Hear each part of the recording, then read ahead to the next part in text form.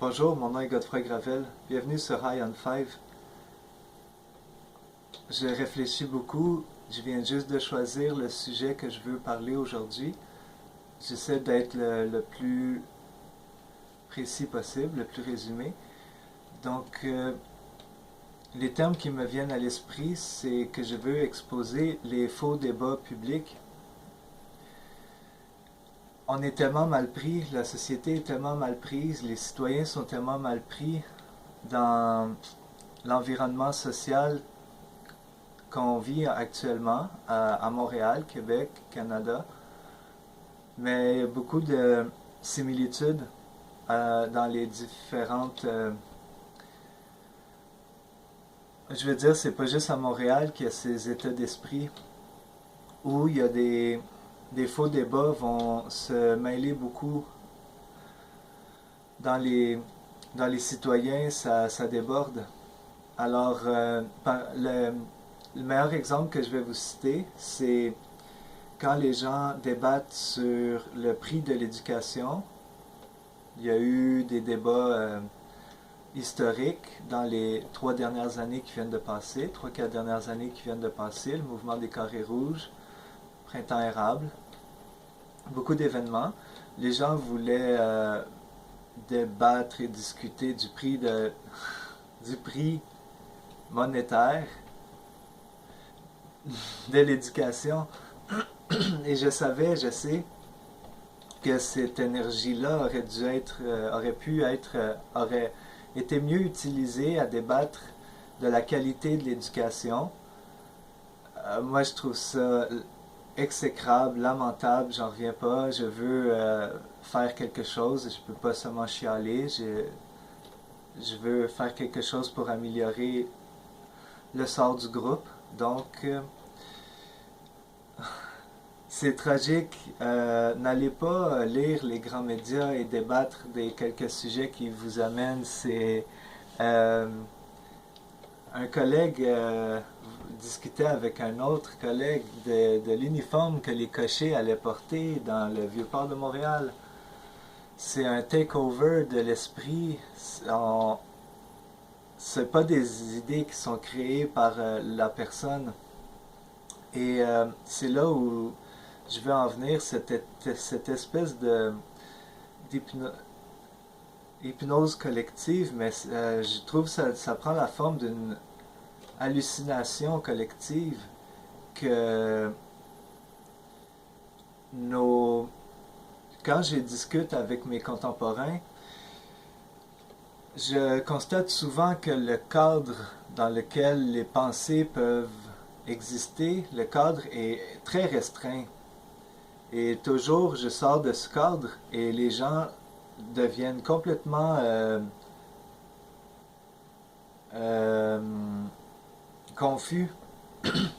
Si je parle simplement d'agriculture, de défense ou de bâtiment, puis je mentionne simplement qu'on peut rendre tout ça salubre et profitable, et des gens vont me dire que c'est impossible parce que ça coûterait de l'argent.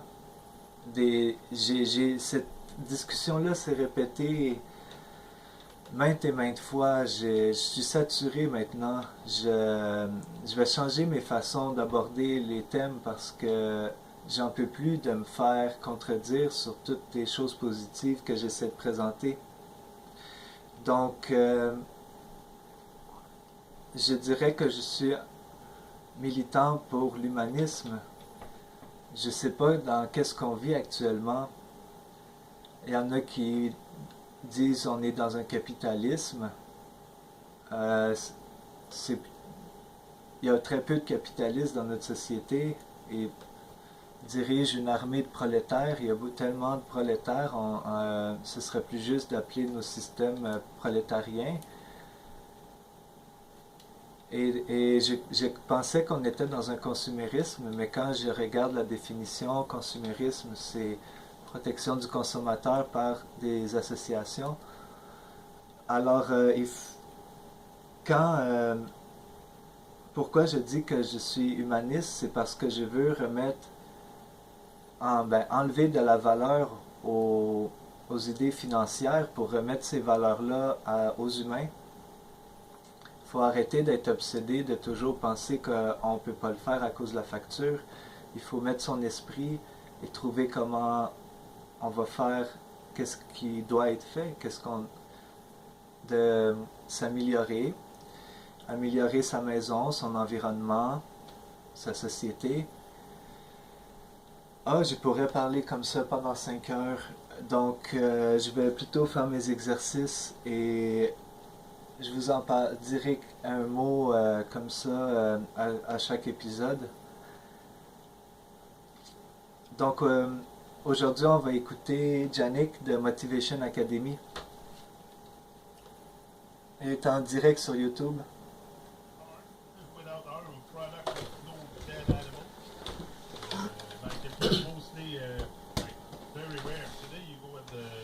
Supermarket and you find a lot of those.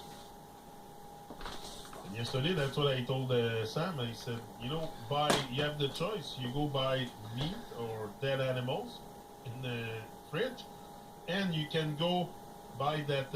Like yesterday, I found a meatless. It's like ground beef, but there's no meat and it's from a new company. I think here in Quebec something. And I tried it and very very good. What did I do with it? I did a shepherd's pie. I did a shepherd pie for Gavin. Gavin loves shepherd pie, so I made him a shepherd pie. But I said I'll make one, but we won't put dead animals in it. I said I'll buy it. So, and I bought that thing, and it's very good. And the difference between the stuff for me is that's how I process it. It's not so much a health thing. It's how I feel with the choice. You have the choice. You have the choice, but how the result, the meat or no meat, is the result after that is how you feel with your choice. Your body might have a bit of problem bringing it down also, but that you don't feel it so much. Because the body does the digestion and takes care that you stay still healthy, even with trashing it with all kinds of nonsense. So the body takes care of itself, but the feeling you get with your conscience, that I think is pretty much everybody, even the non-vegan people or people that eat meat, when they experience something with no meat, they get a better feeling, and that everyone, like Sam told me, he brought his girlfriend to Copper Branch, and she's not vegan stuff at all, and she went there, and they get a better feeling with themselves. So it's just, I think, it's conditioning to think that it's okay to eat dead animals. There's so much stuff we can eat. There's so much alternatives today that we don't have. And again, I'm not talking about people stuck in the wood for survival. It's not what I'm talking about. I'm talking about industrial production of animals, which is crazy. But anyway, so that eating habit, if you take care of it, you will also do a lot of good for humanity. So it's not just for you, it's for humanity, it's for the animals, it's for your conscience, how you feel after you eat. Do you want to feel good with yourself? That's all part of the alignment, the feeling, the congruent feeling you get inside, the coherency with your being. You're gonna feel that coherency when you start eating better. When you're eating a habit that do not cause harm. And I'm not judging you if you are eating meat. I don't care. It's not the exercise of judging you or anything like that. Copper Branch, man, go eat there, Matthew. You gotta freak the stuff there, and that's what I was telling to Sam yesterday. Copper Branch, or sometimes you find stuff in those restaurants that it's just would be very expensive to do at home. So sometimes there's stuff I like to go eat in restaurants like that. But Copper Branch, large up Copper Branch, they do a lot of good stuff, very healthy, and that's what I like to see. That I don't mind promoting it, and I'm telling you, go eat at Copper Branch. Sorry, there's one one at Quartier d'Estran, Brassard. or it's expanding too in the US. But now here, when you come to Brassard or Montreal, go to Quartier des Estrades, there's one there. Yeah. Very good place. It's expensive. It's a bit pricey. Like I had the menu yesterday. I had the menu. Hold on, I'm gonna go try to go get it. Hold on, just to give you some example. Hold on.